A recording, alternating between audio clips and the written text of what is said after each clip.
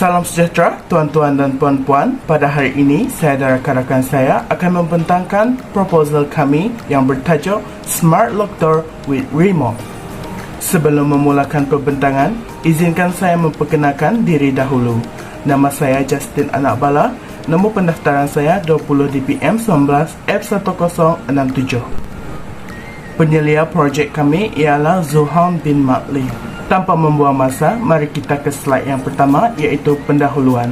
Mari kita berkenalan dengan apakah yang dimaksudkan dengan Smart Lock Door. Smart Lock Door berkaitan dengan pengunci pintu yang disebut sebagai door bolt.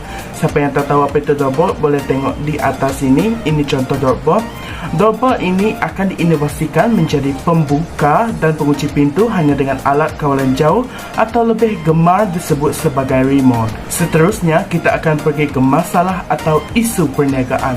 Projek ini untuk menyelesaikan masalah yang selalu kita hadapi dalam kehidupan seharian.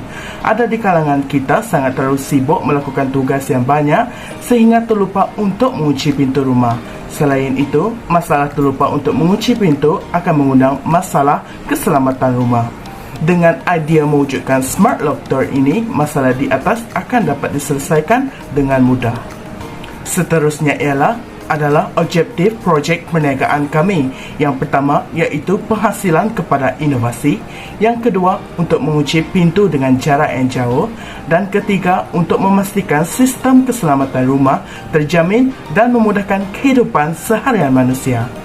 Sekian daripada saya. Slide seterusnya saya akan serahkan kepada rakan-rakan yang seterusnya. Terima kasih. Salam sejahtera saya ucapkan kepada tuan-tuan dan puan-puan. Nama saya Patricia Lucena Anak Nelson dengan nombor matriks 20 DPM 19F1022. Pada hari ini, saya akan membentangkan mengenai bahan-bahan, proses dan juga kaedah dalam pembuatan Smart Lock Door with Remote ini. Pertama sekali, saya akan menerangkan mengenai bahan-bahan yang digunakan untuk membuat Smart Lock Door with Remote ini. Bahan yang pertama adalah kita perlu ada door bolt. Yang kedua adalah motor gear.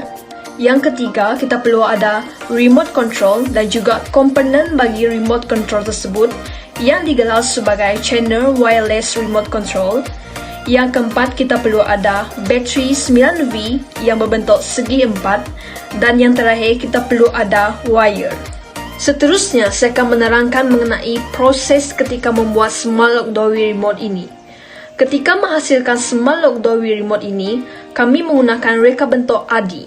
ADI merupakan singkatan kepada A, analisis, D merupakan design iaitu reka bentuk, D yang kedua merupakan development iaitu pembangunan, I merupakan implementation iaitu pelaksanaan, E merupakan evaluation iaitu penilaian. Jadi di sini saya ingin menerangkan serba sedikit mengenai bagaimana Smart Lock Door with Remote ini dihasilkan. Jadi, ini merupakan inovasi Smart Lock Door with Remote kami. Yang pertama yang anda perlu lakukan adalah lekatkan semua bahan ataupun komponen pada papan yang telah disediakan. Selepas itu, wire-wire ini anda sambungkan kepada komponen remote control ini. Lalu disambungkan kepada bateri dan juga motor gear untuk menggerakkan door bolt ini. Ini merupakan remote bagi Smart Lock Door with Remote ini. Kalau anda tekan butang di sini, door bolt ini akan bergerak dengan sendirinya.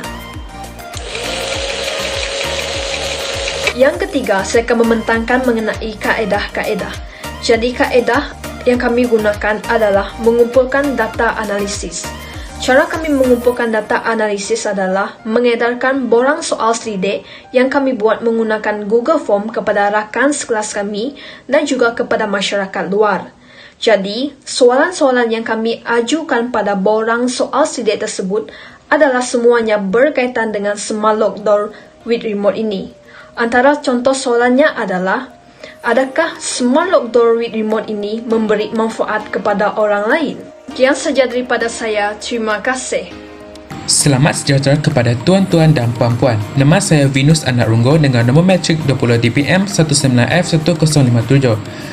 Seterusnya saya akan terangkan business analysis SWOT. Pertama adalah kekuatan. Kekuatan bagi produk kami adalah lebih murah berbanding dengan smart loader yang menggunakan fingerprint dan juga kod. Yang kedua adalah bahan diperbuat daripada bahan yang mudah didapati.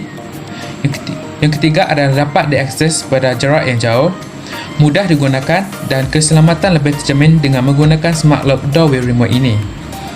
Okey, seterusnya adalah kelemahan. Kelemahan bagi produk kami adalah tidak mempunyai pengesan. Remote ini juga berkemungkinan habis bateri dan tidak sama dengan rangkaian internet. Analisis SWOT yang seterusnya adalah peluang. Produk ini berpotensi untuk dibangunkan menjadi inovasi yang lebih baik, peluang untuk dikomersialkan dan juga perkembangan dalam bidang inovasi.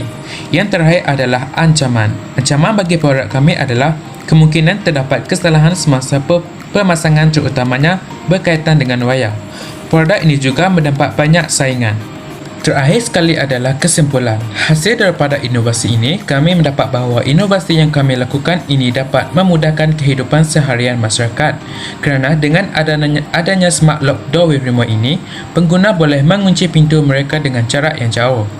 Mewujudkan inovasi yang berguna untuk kegunaan masyarakat dan memupuk minat pelajar lain untuk menghasilkan lebih banyak lagi inovasi yang menarik untuk kegunaan pada masa yang akan datang, dan mereka bentuk inovasi yang mengikut arus kemodenan pada masa kini.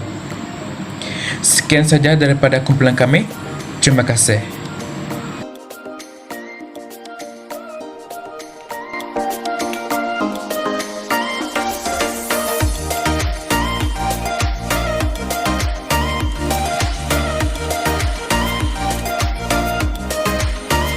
Thank you for watching.